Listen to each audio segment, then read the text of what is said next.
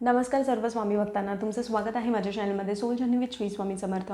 तुमचा दिवस आनंदमय आणि शुभ जाओ हीच मी स्वामींपुढे प्रार्थना करते आणि माझ्या माहितीला सुरुवात करते। तर आज जी मी माहिती देणार आहे ना ती आहे की श्रीफळ, नारळ। ठीक आहे, नारळ जर तुम्ही देवघरात नारळ श्रीफळ तुम्ही कलशामध्ये ठेवत असाल आणि त्याला जर कोंब येत असेल, ठीक आहे, किंवा नारळ तडकला किंवा खराब झाला किंवा सरळ तो तडकला, तर हे जे सगळ्याचे अर्थ काय आहेत हे आज आपण समजून घेणार आहोत।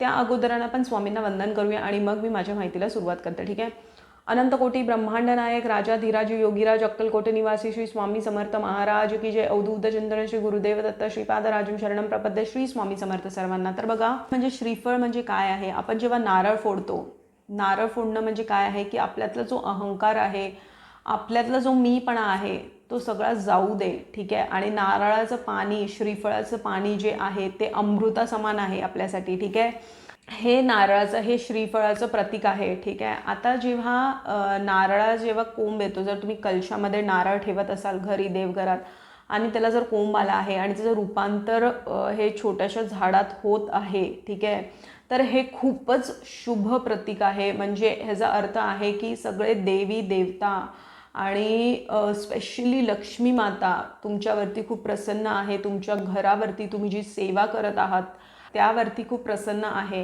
ठीक आहे, जे कोंब आहे, ठीक आहे, ते तुम्हाला काढून तुमच्या आजूबाजूला निसर्गात ते लावायचं आहे। ठीक आहे, दुसरा नारळ त्या कलशामध्ये स्थापन करायचा आहे। ठीक आहे, तर तुमच्या परिवाराने तुम्ही खूप आर्थिक अडचणी बघितल्या आहेत, ठीक आहे, तर त्या आता सगळं संपणार आहेत। तर सुख समृद्धी आणि तुमच्या घराची प्रगती होणार आहे, हेच त्याचं प्रतीक आहे। जर नारळ जर तडकतो तर ह्याचा अर्थ हाच आहे की जे काही संकट तुमच्या घरावरती येणार होती ते सगळी संकट ही जी आहेत तर ती दूर झालेली आहेत आणि आता घाबरण्याचं काहीही कारण नाही आहे। ठीक आहे, आता नारळ जर खराब झाला तर तो अशुभ नाही असतो, तो शुभ असतो। ठीक आहे, म्हणजे ह्याचा पण अर्थ तोच होतो की नारळाने जे काही संकट आहे ते घेतलेलं आहे आणि तो नारळ बाजूला पडून दुसरा नारळ घ्यायचा आहे।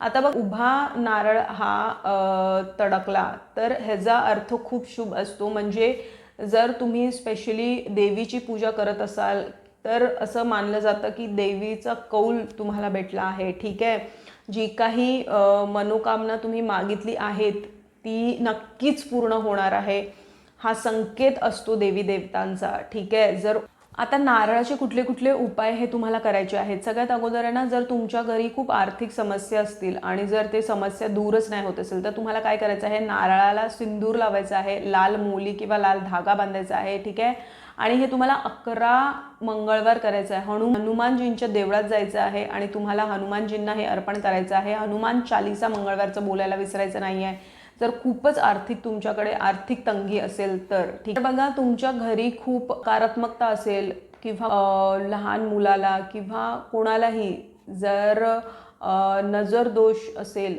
नारळ पाणीने भरलेला नारळ, म्हणजे त्यामध्ये पाणी असायला पाहिजे, तो त्या व्यक्तीवरतून उतरवायचा आहे 21 वेळा आणि तो नारळ जाऊन तुम्ही कुठल्याही देवळात जाऊन जिथे होम होतो तिथे जाऊन तुम्हाला तो अर्पण करायचा आहे। ठीक आहे, किंवा ना त्या आहुतीमध्ये। ठीक आहे, त्या नारळ म्हणजे जो छोटा नारळ येतो, ठीक आहे, तर त्याचं काय करायचं आहे तुम्हाला लक्ष्मी प्राप्तीसाठी आहे ना 5 नारळ घ्यायचे आहेत। ठीक आहे, त्यांना एक चौरंगावरती ठेवायचं आहे, हळदी कुंकू अक्षता हे त्यांना व्हायचे आहेत। ठीक आहे, आणि 27 वेळेला ना तुम्हाला हा मंत्र बोलायचा आहे, ओम श्रीम ह्रीम श्रीम, ओम श्रीम ह्रीम श्रीम। ह्या मंत्राचा जाप तुम्हाला 27 वेळेला करायचा आहे। ठीक आहे, आणि त्यातला एक नारळ घेऊन ना लाल कपड्यामध्ये बांधून तो तुम्हाला तिजोरीत ठेवायचा आहे। ठीक आहे, लक्ष्मी प्राप्तीसाठी। आणि बाकी सगळे नारळ पाण्यात किंवा नदीत तुम्ही त्याला विसर्जित करू शकता, पण एक नारळ तुम्हाला तुमच्या तिजोरीत लाल कपड्यामध्ये बांधून तुम्ही ठेवू शकता। ठीक आहे, हे लक्ष्मी प्राप्तीचे उपाय आहेत छोटे छोटे नारळाचे, जे मी तुम्हाला सांगितले आहेत। ठीक आहे, श्रीफळाबद्दल मला ही सगळी माहिती द्यायची होती। जर तुम्हाला महत्त्वपूर्ण माहिती भेटली असेल तर प्लीज माझ्या चॅनलला सबस्क्राईब करा। स्वस्त रहा, स्वामींच्या नामात आपलं मन रमून राहा आणि कोटी कोटी धन्यवाद हा व्हिडिओ बघितल्याबद्दल।